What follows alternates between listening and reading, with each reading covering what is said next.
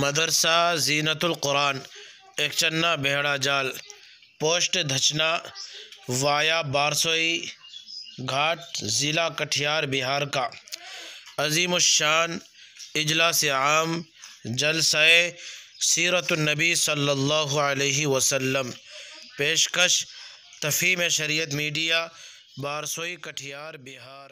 نستغفره ونؤمن به ونتوكل عليه ونعوذ بالله من شرور أنفسنا ومن سيئات أعمالنا، من يهده الله فلا مضل له ومن يضلله فلا هادي له، ونشهد أن لا إله إلا الله وحده لا شريك له، ونشهد أن سيدنا ونبينا وسندنا وشفيعنا وحبيبنا وطبيبنا محمدا عبده ورسوله، أما بعد فأعوذ بالله من الشيطان الرجيم، بسم الله الرحمن الرحيم،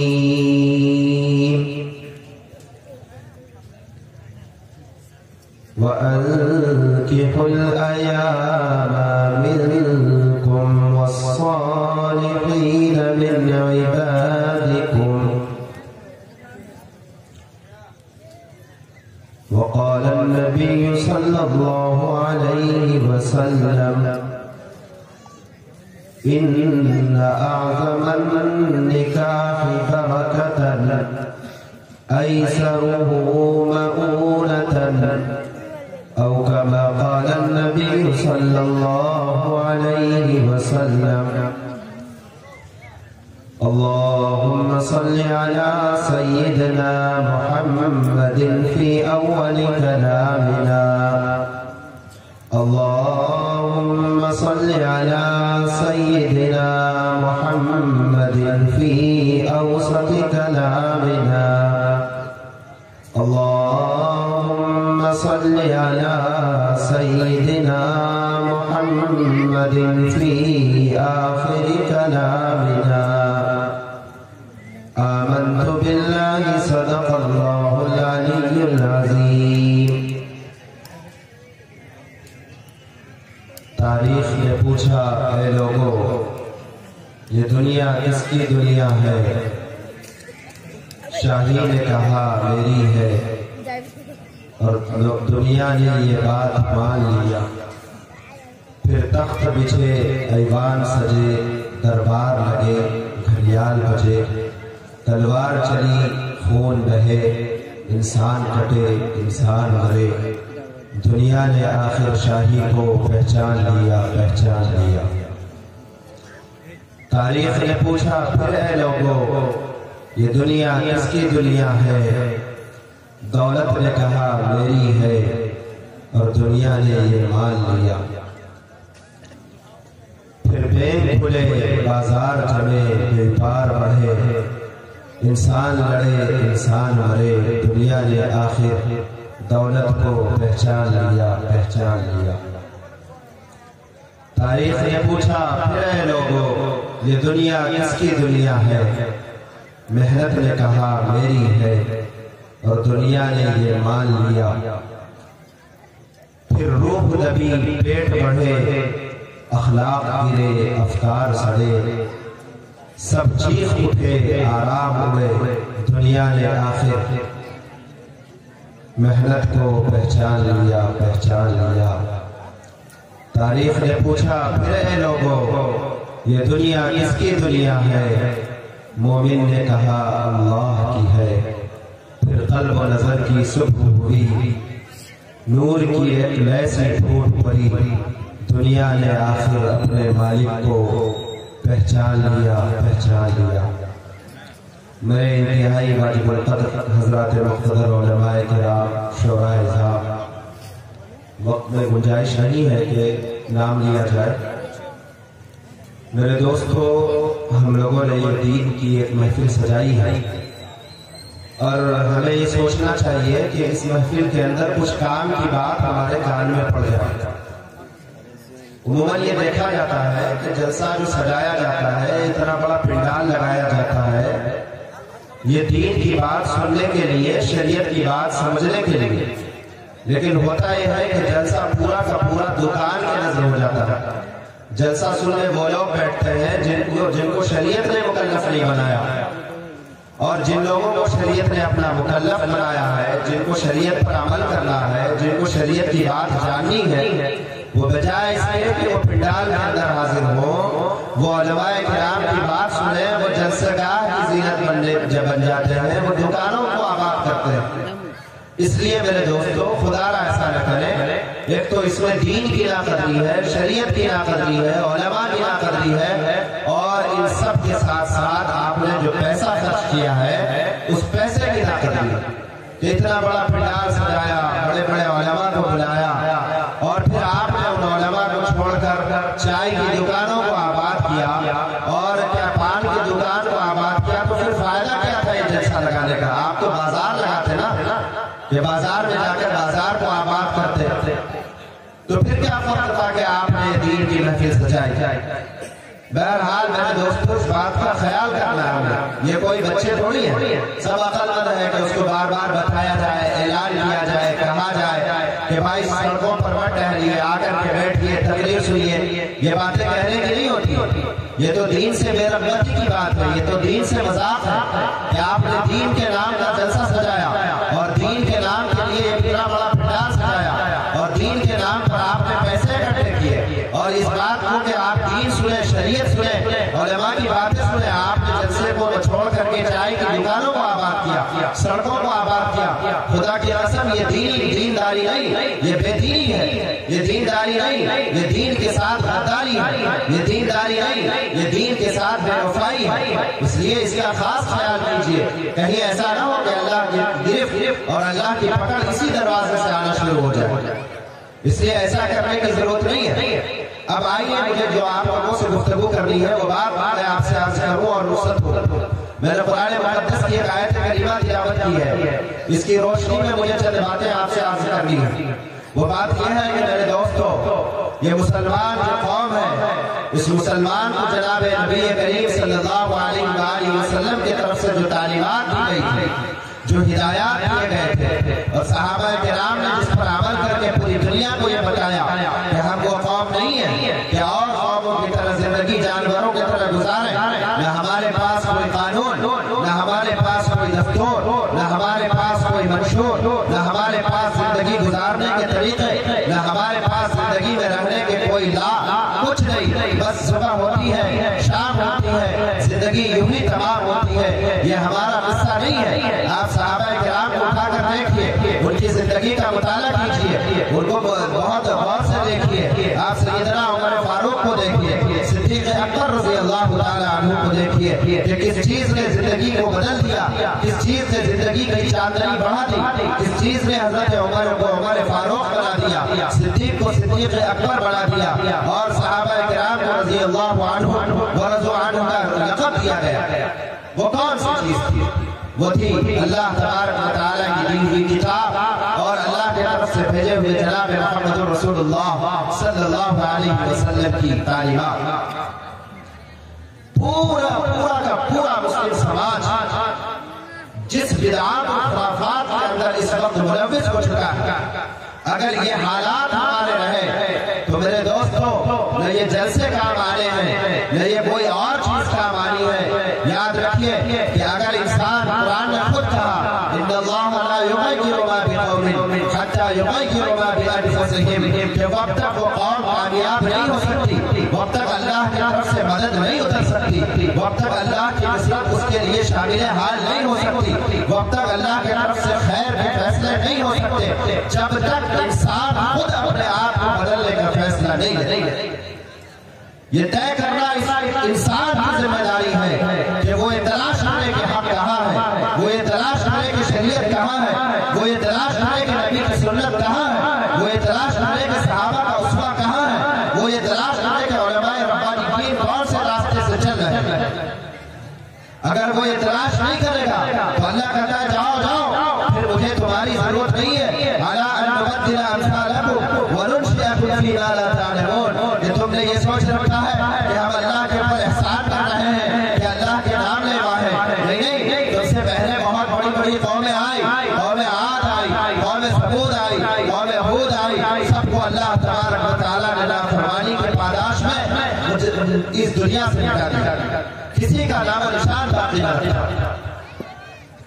پھر اگر وہی غلطیاں ہم دہرائیں اور یہ امید اللہ سے لگائیں کہ اللہ کی طرف سے خیر کی اور رحمت کی اور برکت کی بارشیں ہوگی، تو ایسا کبھی نہیں ہو سکتا ہے۔ اللہ کا نظام ہے، اللہ کا دستور ہے، اللہ کی سنت ہے۔ اللہ فرماتا ہے لا یغیر ما بقوم حتی یغیروا ما بانفسہم، جب تک قوم خود بدلنے کا فیصلہ نہیں لیتی ہم اپنے طرف سے بدلنے کے لیے کوئی دروازے نہیں کھولتے۔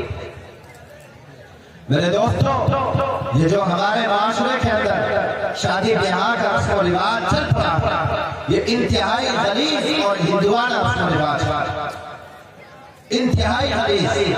قرآن نے صاف صاف کہا کہ شادی کرو، اللہ کی طرف سے خیر و برکت کا نزول ہوگا۔ وَأَنكِحُوا الْأَيَامَ مِنكُمْ وَالصَّالِحِينَ مِنْ عِبَادِكُمْ وَإِمَائِكُمْ إِنْ يَكُونُوا فُقَرَاءَ يُغْنِهِمُ اللَّهُ، کہ شادی کرو اللہ کی طرف سے، اگر تم فقیر ہو تو اللہ تم کو غنی کر دے گا۔ ایسا ہم نے نہیں سوچا، ہم نے اس تعلیمات پر عمل نہیں کیا۔ ہم نے کیا کیا؟ پہلے زندگی سیٹل ہو جائے پھر شادی کریں گے، پھر اس کا نتیجہ کیا ہو رہا ہے آپ اٹھا کر دیکھیے تاریخ، پڑھیے ہندوستان کو، دیکھیے ہندوستان کا جائزہ، پتا چلے گا آپ کو کہ ہماری وہ بہنیں جسے عصمت کی چادر میں لپٹ کر رہنا چاہیے تھا، ہماری وہ بہنیں جس کا ایک بار سورج کو نہیں دیکھنا چاہیے تھا، ہماری وہ بہنیں جس کے دوپٹے کے اندر اس کا چہرہ ڈھکا ہونا چاہیے تھا، بجائے اس کے کہ وہ چادر میں لپٹی رہتی، شریعت و سنت سے لپٹی رہتی۔ جناب محمد رسول اللہ صلی اللہ علیہ وسلم کا دیا ہوا وہ بہترین اور حسین قانون، یا ایھا النبی قل لازواجک وبناتک ونساء المؤمنین یدنین علیہن من جلابیبہن، ایک دوپٹے سے لپٹ جائیں، اپنے آپ کو باحجاب کر لیں، اپنے آپ کو پردے کے اندر ڈال لیں، بجائے اس کے کہ عورت دوپٹے کے اندر آئے، شریعتی لباس کے اندر آئے، حجاب کو اپنے لیے لازم پکڑیں۔ ایسا نہیں ہو رہا، کیوں نہیں ہو رہا؟ اس لیے نہیں ہو رہا ہے کہ ہم نے وہ شریعت والی شادی، سنت والی شادی کو ترک کر دیا۔ پورا معاشرہ جو ہے اس کی لعنت میں ڈوب چکا ہے، پورا کا پورا معاشرہ، جس نکاح کے مسئلے کو جناب محمد رسول اللہ صلی اللہ علیہ وسلم نے صرف 2 جملوں میں ختم فرمایا ان اعظم النکاح برکۃ ایسرہ مؤونۃ، کہ سب سے بہترین، سب سے مقدس، سب سے بابرکت، سب سے پاکیزہ، سب سے عظمت والا، سب سے برکت والا، سب سے خیر والی شادی وہ شادی ہے جس کے اندر خرچ نہ ہو۔ آج پورا معاشرہ پوری زندگی کی کمائی ایک شادی کے اندر صرف کر کے ختم کر دیتا ہے۔ یہ کیا تماشا ہے؟ یہ کون سی تعلیمات ہے؟ یہ کون سا دین ہے؟ یہ کون سا دین ہم نے اپنے اندر داخل کیا؟ افسوس کا مقام، یہ کوئی دین نہیں، یہ کوئی شریعت نہیں، یہ کوئی جناب محمد رسول اللہ کا فرمان نہیں، یہ سراسر دین کی مخالفت ہے، یہ سراسر دین کے ساتھ غداری، یہ سراسر دین کے ساتھ بے وفائی۔ یہ کون سا ہم نے دین پڑھا ہے؟ حضور کی شادیاں دیکھیے، صحابہ کرام کی شادیاں دیکھیے، کتنی آسان، کتنی سہل، کتنا بہترین۔ آپ نے یہ کیا کیا ہے کہ پوری زندگی اس سے زیادہ افسوس کے ساتھ یہ کہنا پڑتا ہے کہ بعض شادیاں وہ ہیں کہ جس نے اپنی تمام گھر کی جائیداد بیچ کر شادی کرا۔ یہ کون سی شادی ہے؟ یہ کون سا نکاح ہے؟ پھر آپ پورے رسم و رواج کی شادی میں داخل کریں، پھر اللہ کی طرف سے توقع رکھیں کہ اس شادی کے اندر خیر و برکت ہو، اس سے ہونے والی نسل نیک اور صالح ہو۔ خدا کی قسم کبھی ایسا نہیں ہو سکتا، اس لیے نہیں ہو سکتا کہ جب سے آپ نے شادی کی تاریخ طے کی ہے اس وقت سے سنت کا جنازہ اٹھایا اس وقت سے آپ نے شریعت کی تعلیمات کو پامال کیا ہے، اس وقت سے آپ نے جناب محمد رسول اللہ صلی اللہ علیہ وسلم کے سامنے ایک دشمن کی طرح کھڑے ہو کر آپ نے یہ کہا ہے کہ نہیں، آپ نے تو کہا ہے کہ بہترین شادی وہ ہے جس شادی کے اندر خرچہ کم ہو، لیکن کبھی ہم ایسا نہیں کریں گے، ہم تو وہ کریں گے کہ جس میں ہماری جائیداد چلی جائے، جس میں ہماری پوری کمائی چلی جائے، جس میں ہمارا پورا خرچہ صرف ہو جائے، جس میں پوری زندگی کا چین ہو جائے، جس میں پوری زندگی کی دولت ہو جائے، ہم ایسی شادی دلائیں گے اور آپ برابر بول لیں گے اور آپ کی شریعت کو ٹھکرائیں گے۔ تو پھر یاد رکھو اور خوب اچھی طریقے سے یاد رکھو کہ ان شادیوں کے نتیجے میں جو جنم لینے والی چیزیں ہیں وہ ہے طلاق، وہ ہے پھر خرافات، وہ ہے پھر بدعات، اور پھر ان شادیوں کے نتیجے میں جو چیزیں جنم لینے والی ہیں وہ ہے معاشرے کا بگاڑ اور فساد۔ خوب اچھی طریقے سے یاد ہے۔ آپ کو ایک رپورٹ سناتا ہوں۔ ہندوستان کا ایک صوبہ ہے راجستھان، راجستھان میں 30% مسلمان لڑکیاں بھاگ کر غیر مسلم کے ساتھ شادی کرتی ہیں۔ کیوں؟ اس لیے کہ مسلمان اور غیر مسلم کی شادی میں کسی چیز کا فرق نہیں ہے۔ اتنا جہیز مانگا جاتا ہے کہ ایک باپ جب اپنی بیٹی کو گھر سے رخصت کرتا ہے تو باپ کا گھر خالی ہو چکا ہوتا ہے، دوسرے دن جب داماد آتا ہے قرض لے کر سالن کا انتظام کرنا پڑتا ہے۔ یہ ہمارے معاشرے کی حقیقت ہے یا نہیں؟ یہ حقیقت ہے۔ وہ کون نوجوان ہے، وہ کون سا غیرت ہے جس نے زندگی میں کمانے کی نہیں سوچی بھی تو یہ سوچی کہ جب میں شادی کروں گا تو اپنے سسر کا اتنا مال اپنے گھر لاؤں گا کہ اسی سے اپنی پوری زندگی چلاؤں گا، جس کے نتیجے میں مسلمان لڑکیاں اتنی غیروں کے ساتھ بھاگ رہی ہے کہ اس کا تذکرہ کرتے روح کام ہوتا ہے۔ 30% لڑکیاں راجستھان کے اندر غیروں کے ساتھ بھاگ رہی ہیں۔ میرے امت کے نوجوانوں، ہم کون سے نوجوان ہیں کہ ہم خود کما کر بھی نہیں کھا سکتے اور اپنی بیوی کو نہیں پال سکتے؟ پھر ایسی نوجوانی سے تو 100 سالہ بڑھاپا بہتر ہے۔ پھر تو کون سے نوجوان ہیں؟ ایسی نوجوانی سے تو 100 سالہ بڑھاپا 1000 گنا بہتر ہے، اس لیے کہ یہ نوجوانی اللہ نے تمہیں اس لیے دی تھی کہ اگر کمارے ہو تو ماں باپ کی کفالت کرتے، شادی شدہ ہو تو بیوی کی کفالت کرتے، بیٹی کی کفالت کرتے۔ تم نے یہ کون سا جہیز کا لاڑ اور منا اپنے سر بول لے لیا کہ تم جہیز لے کر ایک پوری امت کو پریشان کر رکھے ہو۔ اب اس سے آگے کی بات بتاؤ۔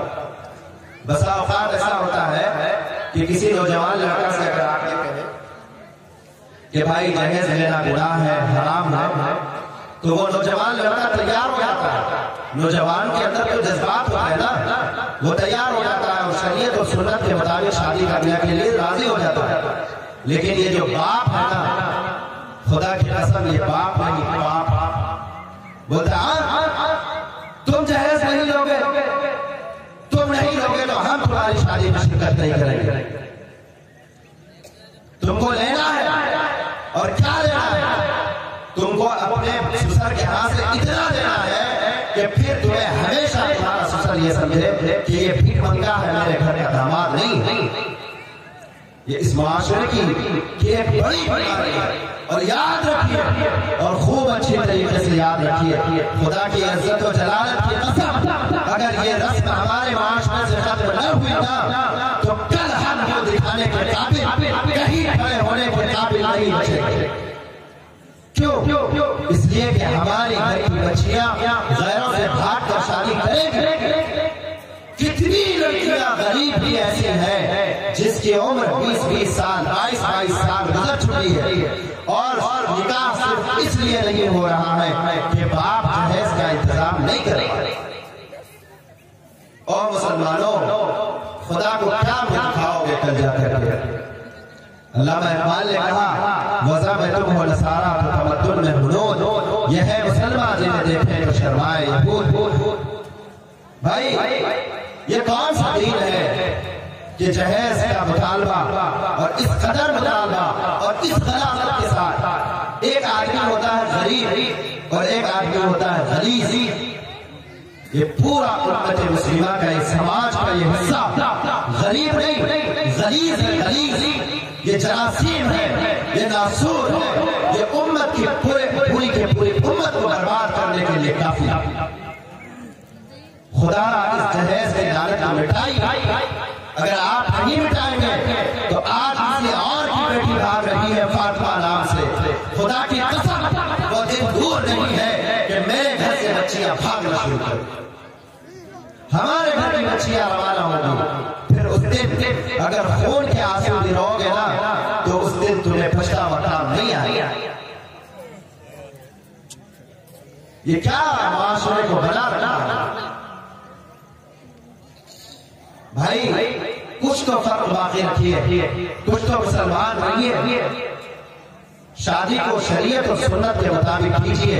حضور نے فرمایا تنکح المرأة لأربع لمالها ولجمالها ولحسبها ولدينها فاظفر بذات الدين او كما قال النبي صلی اللہ علیہ وسلم۔ ایک لڑکی سے شادی کے لیے آدمی 4 چیزوں کو دیکھتا ہے، مال دیکھتا ہے، حسب دیکھتا ہے، نسب دیکھتا ہے اور دینداری دیکھتا ہے۔ آقا نے فرمایا دینداری کو دیکھو اور اس کے ساتھ کامیاب ہو جاؤ۔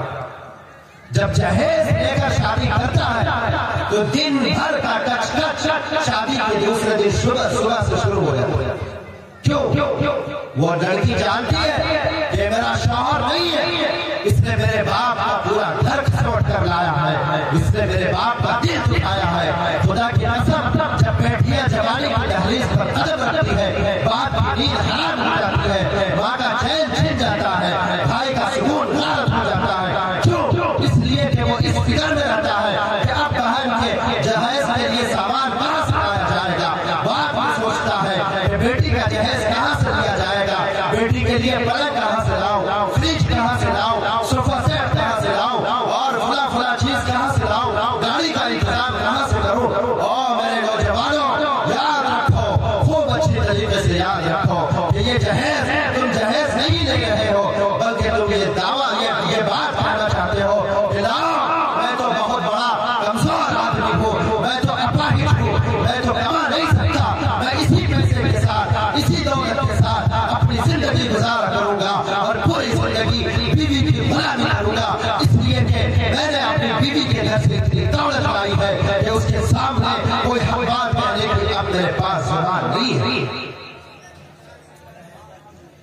سب سے پہلے والدین کو چاہیے کہ نکاح سے پہلے دیندار بہو تلاش کریں۔ یاد رکھیے جب آپ دیندار بہو تلاش نہیں کریں گے نا پھر کسی مولوی کا تعویذ اور کسی فقیر کا جھاڑ پھونک بہو کو اپنے فیور میں کرنے کے لیے کام آنے والا نہیں۔ آپ نے تو پہلے ہی اس کا دل دکھا رکھا ہے، پھر وہ آپ کو کیسے باپ مان سکتی ہے؟ کبھی ایسا نہیں ہو سکتا۔ اس لیے جس گھر سے بیٹی اٹھا کر لا رہے ہیں یہ سوچئے کہ وہ بھی کسی کی بیٹی ہے جس طریقے سے میری بیٹی ہے۔ ایک واقعہ سناؤ، آپ تک تو نہیں ہے، اگر آپ چاہ رہے ہیں تو میں بات ختم کروں۔ ایک واقعہ سناؤ آپ کو۔ ایک عرب کے عالم تھے شیخ ابو غدہ ابو فتح، جب وہ ہندوستان آئے نا تو ایک عالم کے پاس بیٹھے ہوئے اور بیٹھ کر گفتگو کر رہے تھے۔ ایک بوڑھا شخص قریب میں رو رہا، جب روتے ہوئے دیکھا تو کہا کہ بھائی یہ بوڑھے آدمی کیوں رو رہے ہو؟ تو اس عالم نے ہندوستان کی برائی چھپانے کے لیے نظر انداز کر دیا۔ شیخ ابو غدہ ابو فتح سے کوئی بات نہیں کہی۔ تھوڑی دیر بعد پھر پوچھا کہ بھائی کیوں رو رہے ہو؟ جب 2-3 مرتبہ اصرار کیا گیا تو پھر انہوں نے کہا کہ اس کے رونے کی وجہ یہ ہے کہ اس کے گھر میں بیٹی جوان ہو چکی۔ تو اس نے کہا کہ اس میں رونے کی کیا بات ہے؟ تو کہا کہ ہمارے ہاں کا معاشرہ ایسا ہے کہ جب بیٹیاں جوان ہوتی ہیں تو ساتھ میں جہیز اتنا سارا دیا جاتا ہے کہ باپ انتظام نہیں کر پاتا۔ علماء طبقہ جانتے ہیں شیخ ابو غدہ ابو فتح کے بارے میں کتنے بڑے جلیل القدر عالم تھے۔ وہ انہوں نے سر پر ہاتھ رکھا اور کہا کہ اللہ اکبر، ہمارے ہاں ایسا نہیں ہے، ہمارے ہاں یہ ہے کہ جب لڑکا شادی کے لیے کسی لڑکی کے لیے پیغام بھیجتا ہے تو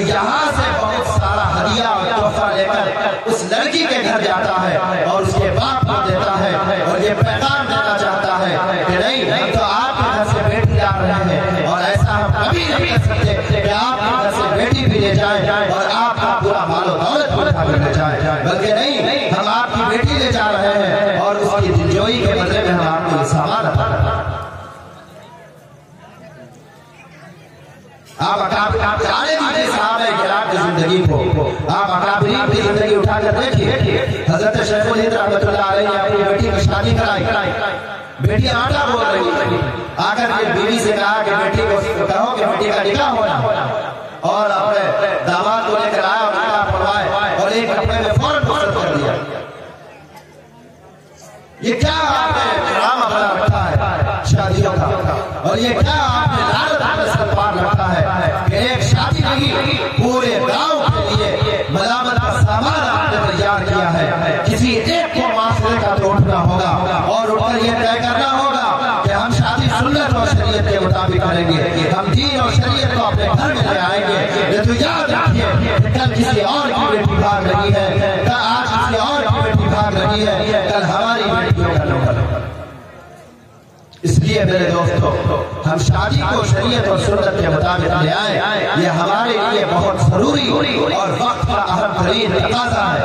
एक पैसे को बचाइए। आपको मालूम नहीं हिंदुस्तान का रुख किस तरफ जा रहा है, हिंदुस्तान में हमारे खिलाफ कौन सी हवा तैयार की जा रही है। खुदा की कसम, वो दिन आने वाले हैं अगर हमने दीन शरीयत को छोड़ा, सुन्नत को छोड़ा, जनाब मोहम्मद रसूलुल्लाह सल्लल्लाहु अलैहि वसल्लम की तालीमात को छोड़ा, और वो दिन आने वाले हैं कि हमें कोई यहाँ पूछने वाला तक नहीं मिलेगा। खूब याद रखिए, हमारी कामयाबी सिर्फ और सिर्फ जनाब मोहम्मद रसूलुल्लाह सल्लल्लाहु अलैहि वसल्लम की शरीयत और सुन्नत पर। आज इस महफिल में एक बात मुझे जो आपसे अर्ज करनी थी, वो ये अर्ज करनी थी कि हमें अपनी शादियों को शरीयत और सुन्नत के मुताबिक करना है। भाई करेंगे ना? हाथ उठा कर ये करेंगे। ये कोई तकलीफ नहीं है, ये दिल की बात है जो मैं आपको दिल से कह रहा हूँ। मुझे आपसे कोई तकलीफ नहीं कर रही, मेरी तबीयत इतनी खराब थी कि मैं आना नहीं चाह रहा था, लेकिन मैंने सोचा है कि मुझे जहां भी जलसे में जाने का मौका मिलेगा, मैं 3 बातें आपसे जरूर लूंगा और इन्हीं 3 बात को अपना मौजूद गुफ्तगू बनाऊंगा। पहली बात, अपनी शादी को आम, सहज, सादा, सुन्नत के मुताबिक कीजिए, नहीं तो बहुत बुरा वक्त इस उम्मत पर आने वाला है। बहुत करीब से चीजें देखी जा रही है, बड़ी साजिशें हो रही है। वक्त होता तो मैं आपको हिंदुस्तान का नक्शा बताता कि इस वक्त हिंदुस्तान में हमारे खिलाफ क्या क्या हो रहा है, और मुझे उम्मीद है कि आप इससे ज्यादा जानते हैं।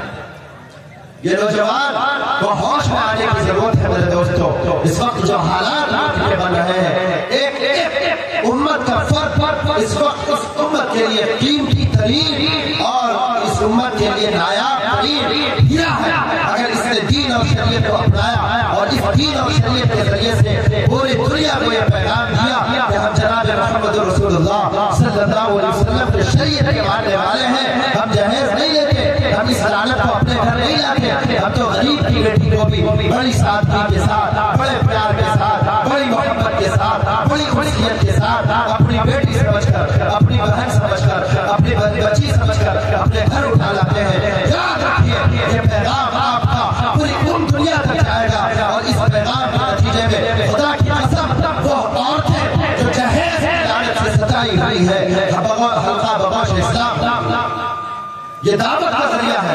इकबाल ने कहा कि तुमने शायद किसी और चीज को समझ रखा है मुसलमानी, फक्र और रुहबानी, कि तुमने ये समझा है कि दाढ़ी रख ली, टोपी रख ली और सजदा कर लिया, नमाज पढ़ लिया, ये मुसलमानी है। इकबाल कहता है नहीं, ये मुसलमानी नहीं है। मुसलमान तो मुकम्मल एक निजाम का नाम है, इस्लाम तो मुकम्मल एक कानून का नाम है, इस्लाम तो मुकम्मल एक दीन का नाम है, इस्लाम तो एक मुकम्मल मजहब का नाम है, जहाँ शादी के भी कानून है, जहाँ सियासत के भी कानून है, जहाँ माशरत के भी कानून है, जहाँ तिजारत के भी कानून है, जहाँ खेती करनी है। तो आओ जनाब मोहम्मद रसूलुल्लाह सल्लल्लाहु अलैहि वसल्लम के दरबार में आपको बताया जाएगा कि खेती कैसे की जाती है। आओ जनाब मोहम्मद रसूलुल्लाह सल्लल्लाहु अलैहि वसल्लम के दरबार में आपको बताया जाएगा कि हजरत फातिमा को कैसे शादी दिलाया गया। खुद जनाब جناب محمد رسول اللہ صلی اللہ علیہ وسلم نے امہات مومنات کے ساتھ کیسے شادیاں فرمائی. آئیے صدیق اکبر کو دیکھیے آپ نے کیسے شادی فرمائی. آئیے عمر فاروق کو دیکھیے آپ نے کیسے شادی فرمائی. آئیے آپ عثمان غنی کو دیکھیے کیسے شادی فرمائی.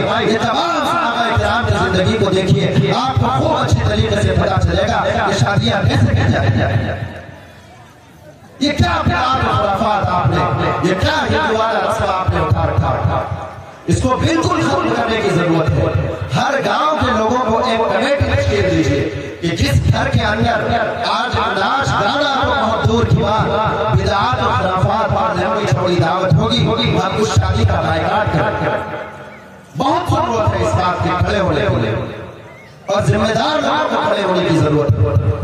اس چیز کی پرواہ کیے بغیر کہ یہ ہمارا فلاں ہے اور یہ فلاں ہے. جہاں دین اور شریعت کی بات ہے وہاں کوئی فلاں ولا نہیں, سب اپنی جگہ پر غائب ہے. صرف دین اور دین ہے. ان الدین عند اللہ الاسلام ومن یبتغی غیر الاسلام دینا فلن یقبل منہ. دین کے علاوہ کوئی راستہ خدا کو آپ کے سامنے مقبول نہیں. تو شادی کے لیے ہم صرف اور صرف شریعت کا راستہ اپنائیں گے, ورنہ یاد رکھیے جو دن آئیں گے نا وہ دن پھر پچھتانے سے واپس نہیں آئے گا. دوسری بات مجھے جو عرض کرنی ہے آپ سے وہ یہ عرض کرنی ہے کہ میرے دوستو, میں جب کچھ دنوں سے گھر میں رہ رہا ہوں ایک برائی جو میں دیکھ رہا ہوں اس معاشرے کے اندر وہ ہے عرس و قوالی. خدا کی قسم کہاں گئی غیرت اور کہاں گئی حیا اور کہاں گئی عفت اور کہاں گئی عزت جس نبی نے اس امت کو یہ پیغام دیا تھا کہ ہماری گھر کی عورتوں کو سورج بھی نہ دیکھ پائے. اس گھر کی عورتیں مزارات پر عرس و قوالی کے لیے اس قدر جاتی ہیں اور اس بے حیائی کے ساتھ اور اس بے غیرتی کے ساتھ کہ جس کا تذکرہ کرنے میں شرم محسوس ہونے لگتی ہے. اس کو کنٹرول کرنے کی ضرورت ہے. یہ دیوبندی بریلی کا مسئلہ نہیں, یہ سنی وہابی کا مسئلہ نہیں, یہ دین کا مسئلہ ہے. آپ کسی بریلوی عالم کو اٹھا کر پوچھئے کہ کیا یہ مربجہ طریقہ عرس و قوالی کا جائز ہے ہے؟ خدا کی قسم جائز نہیں ہے. یہ سوائے مالی کے اور یہ سوائے دینی کے اور یہ سوائے دین کے ساتھ غداری اور بغاوت کے اور کچھ بھی. یہ کیا چیز ہے؟ کوئی پابندی نہیں, کوئی کنٹرول نہیں, کوئی حیا نہیں, کوئی غیرت نہیں. اس سے بڑھ کر میں بتاؤں ایک نوجوان پورا سال دلی بمبئی اور باہر کام کرتا ہے اور پورا سال ہیلو فون پہ کرتا رہتا ہے. نہ وہ شادی میں آتا ہے نہ وہ کسی عید میں آتا ہے نہ اور کسی کیا کہتے ہیں فنکشن میں آتا ہے, لیکن عرس و قوالی کا نام ہو دوڑتا ہوا آ جاتا ہے. وہ بے حیا وہ بے غیرت آ کر کے کتنی ماں بہنوں کی عصمت کے ساتھ کھیلتا ہے, اس کا آپ کو خوب اچھی طریقے سے اندازہ. یہ ہے یا نہیں؟ یہ کوئی تقریر نہیں ہے, آپ سنیں گے صبح چلے جائیں گے, اس سے بات بننے والی نہیں ہے.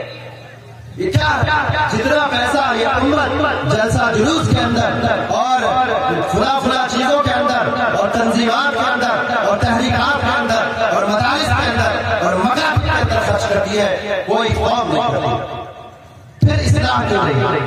اس لیے اصلاح نہیں ہے کہ یہ منورنجن کا سامان ہے. حضرت جی مولانا یوسف صاحب نے کہا کہ ایک وقت آئے گا کہ دین کی باتیں کانوں کی تفریح ہو جائے گی. دین کی باتیں آج ٹھیک وہی چیز ہے کہ آج باتیں دین کی کانوں کی تفریح ہے, عمل کی نیت کچھ بھی نہیں ہے. عمل کی نیت نہیں ہے تو قرآن نہ کرنا, قرآن پر عمل نہیں کیا ابو جہل ہو گیا. تو یہ کنٹرول کرنے کی ضرورت ہے. یہ عرس و قوالی کا یہ طریقہ یہ کیا ہے بھائی کہ ہماری گھر کی ماں بہنیں جو کیا دیندار کیا بدین کیا دیوبندی کیا بریلی کیا اچھے گھرانے کی کیا بغیر گھرانے کی کیا بتایا جائے. بس ایک تازہ ہوتا ہے فلاں جگہ عرس ہے, پورے علاقے کی عورتیں اس گاؤں میں جمع ہو جاتی ہیں اور وہ جانوروں کا کٹنا اور وہ کیا کہتے ہیں ایک بد رسمی کا جو رواج چل رہا ہے لا حول ولا قوت الا باللہ. یہ کون سا یہ کون سی شریعت ہے؟ کون سا یہ مسلمان رہ گئی رسم ازاں روح بلالی نہ رہی, صرف مسلمان نام کا ہے. ہمارے ہاں ہر چیز میں ہندوانہ رسم داخل ہو چکا ہے. یہ کیوں؟ یہ جلسے جلوس سے یہ کام آنے والی چیزیں نہیں ہیں. خدا کی قسم معاشرے کے باعزت لوگوں کو اٹھنے کی ضرورت ہے اور اٹھ کر اپنے آپ کو اس کام کے لیے کھڑے کرنے کی ضرورت ہے. اگر آپ نے نہیں کیا، میں آپ کو آج کہہ کر جاتا ہوں، آپ یاد رکھیے گا کہ 10 سال بعد عورتیں ہاتھ سے نکل جائیں گی اور زنا کا بازار گرم ہو جائے گا اور بدعنوانی اور فحاشی عام ہو جائے گی. پھر باپ چاہے گا بیٹی کو روکنا، باپ چاہے گا بیٹی کو روکنا لیکن روک نہیں سکے گا. بھائی چاہے گا بہن کو روکنا، نہیں روک سکے گا. اور اس کی ابتدا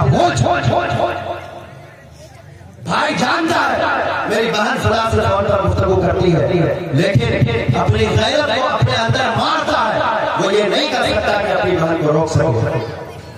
یہ اس معاشرے کا حصہ ہے کہ نہیں؟ یہ برائی ہے کہ نہیں؟ یہ کوئی ہوائی بات تو نہیں ہے نا؟ تو اس قرص و قوالی کے لیے خدا خود بھی رکیے اور اپنی گھر کی عورتوں کو بھی رکیے. اور آخری بات جو مجھے آپ سے عرض کرنی ہے وہ یہ ہے کہ یہ خطرے کی جو دعوت ہے نا، اس کو بھی بند کیجیے.